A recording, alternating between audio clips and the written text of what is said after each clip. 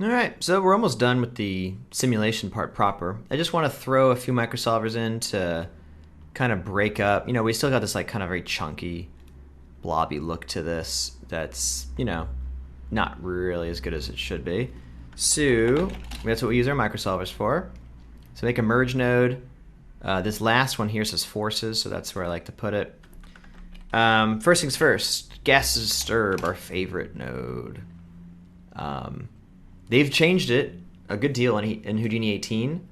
It still does the same thing ultimately in the same top level way, where we have a reference scale, which is like roughly the size of the features, where to do it, and how strong to do it.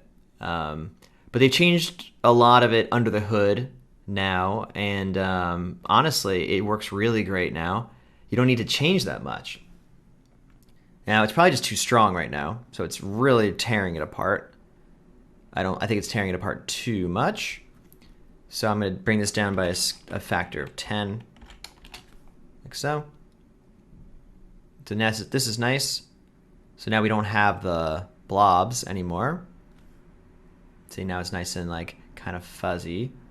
So that's cool. I mean, that's really enough. We're not going to go so crazy with our sim in this lesson, but that'll still look nice regardless. Let's make a gas turbulence for bigger displacement of like the idle wind currents. Gas disturb is really the little microcurrents in the air. It's the interface between the heat and smoke with the idle air doing its little things that it does. But the gas turbulence is more of the macro, bigger things. By default, the settings are kind of quite for small features too. So we need to make the swirl size way bigger.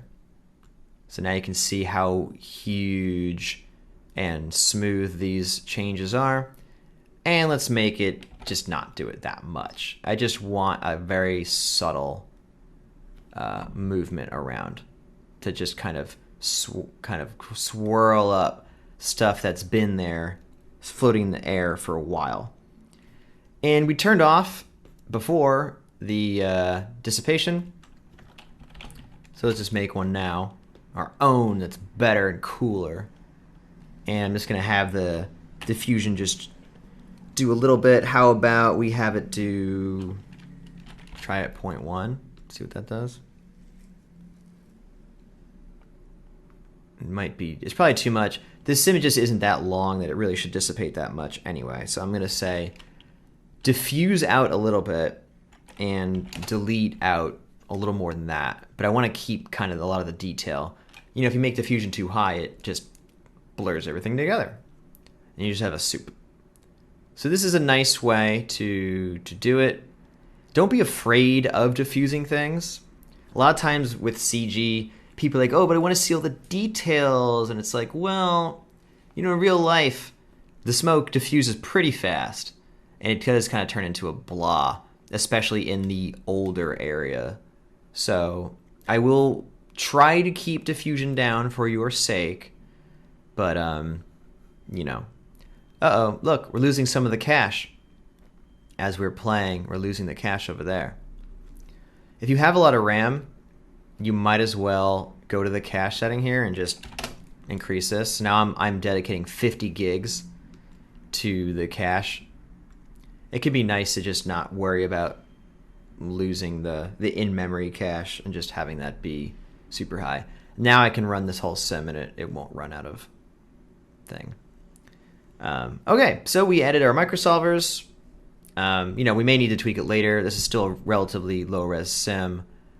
But nonetheless, it's still quite fast. I mean, if we look at this, 200 by 200 by 144 is referring to the theoretical voxels that it would be if every single voxel was being used. It's using much less, as we've talked about endlessly, because it's sparse. But it's a good point of comparison anyway. Typically, we've said try to get like a 600 by 600 by 600 if you can. So this is a low res no matter how we slice it. But we'll be able to go to higher numbers here than we would normally get to in a dense pyrosim. because so much of it is not really being used, as you'll see. All right, so they're done. We're done with the shape of the smoke.